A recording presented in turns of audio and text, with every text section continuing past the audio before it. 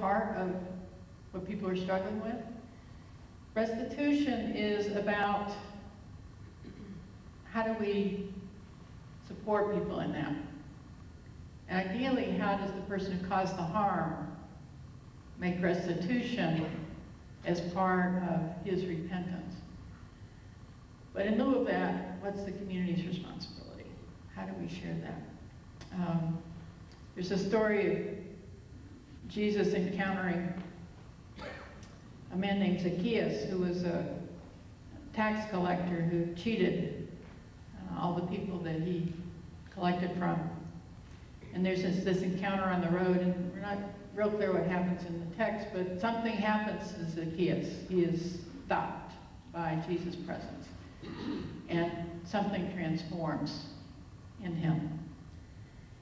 And his response to Jesus then is to say, I will go and repay everyone I cheated 4 times what I took from them.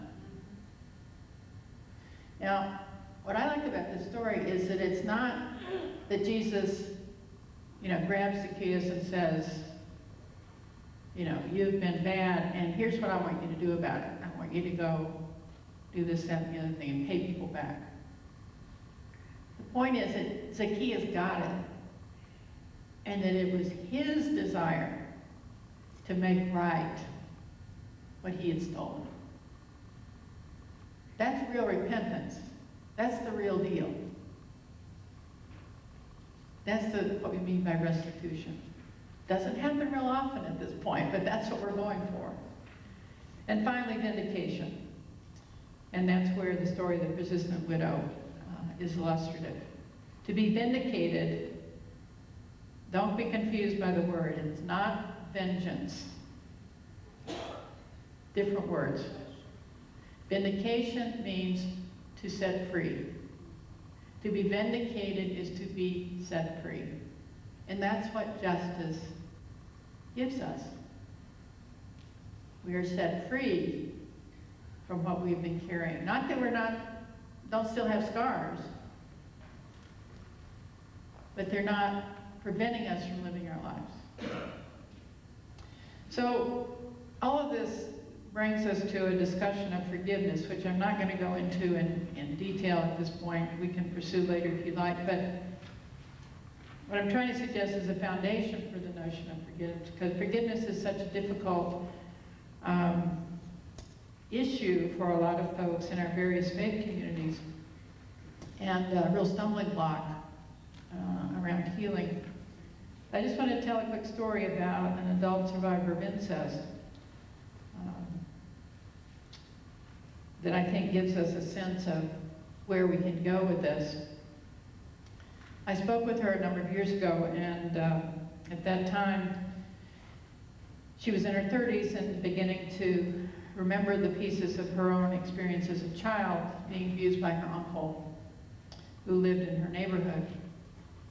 And she was in a support group and seeing a therapist, but she also wanted to talk to me as her pastor. And so she's telling me all this, and she gets to that place where many survivors do of wanting to confront her perpetrator. And she's very frustrated because he's dead. Again, not unusual. So she has no place to take this, And so she decides she wants to tell her father, who was the brother of the uncle. And so we talked about it, and I said, well, what do you think he's going to say? Because I didn't want her to have false hope. And she said, I don't know. We get along fine, and I see him, once or twice a year. He lives in another part of the country. But I don't care what he says. I need to tell him. Okay, so she needed to do the truth telling, just for her, with or without acknowledgement. So she wrote him a 12-page letter, sent it off.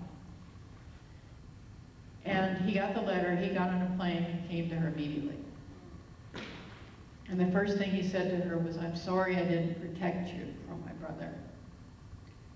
He said, I didn't know he was abusing you, but I knew you were struggling when you were 8, 9, 10 years old. I knew something was going on, and I didn't bother to take the time to find out. and I wasn't there for you, and I should have been. I'm your father, that's my job. And then he said, I know you spent money on therapy and medical bills and so forth. How much have you spent? And she told him. And he said, there'll be a check in the mail when I get home. Now, if you look at this list of moments of justice, in this 10-minute conversation with her father, she got more than most people ever get. And she got what she needed. When I saw her 2 weeks later, she was a different person. Now, she still had work to do. She stayed in her group. She stayed in her therapy. She, continued that process. But she had experienced justice from her father. And that freed her to forgive. So we didn't have to talk about, I know I should forgive him, but I don't feel forgive. We didn't have to struggle with that, because by the time I saw her again, she was basically saying, okay, I'm done. And for her, that's what forgiveness was. It was being able to let it go and put it aside. Not forgive and forget, which in a lot of Christian churches is the assumed theological norm, assumed biblically based theological norm. Can anybody tell me where that appears in the Bible, forgive and forget?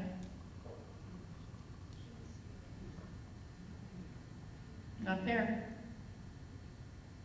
King Lear. Shakespeare. I mean, it's not a bad idea, but it's not where it's at. It's not what really happens for people. Forgive and remember, but put it over here.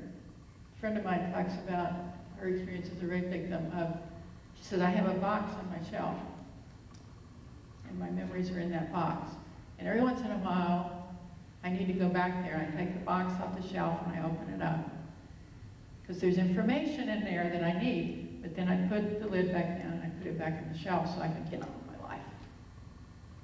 I'm not going to let what he did to me stop me from living my life.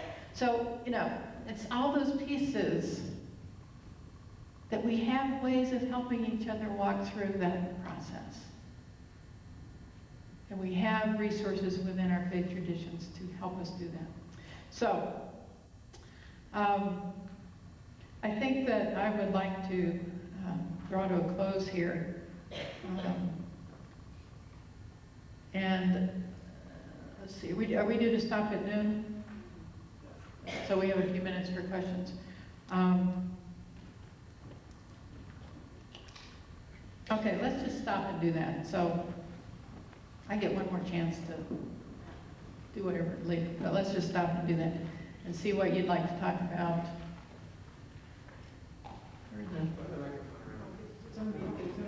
Oh wait, here's one. Comments, questions, whatever you want to.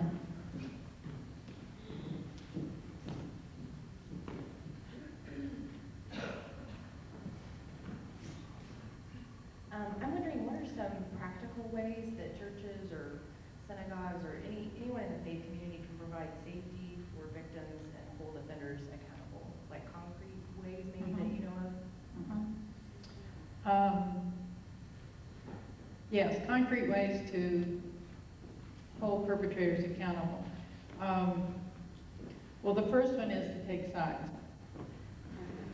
But I know what those people were struggling with. I do get that.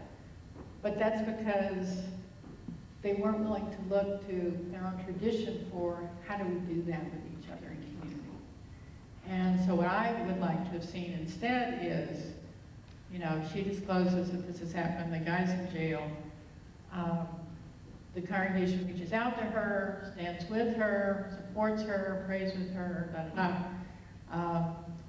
and somebody goes,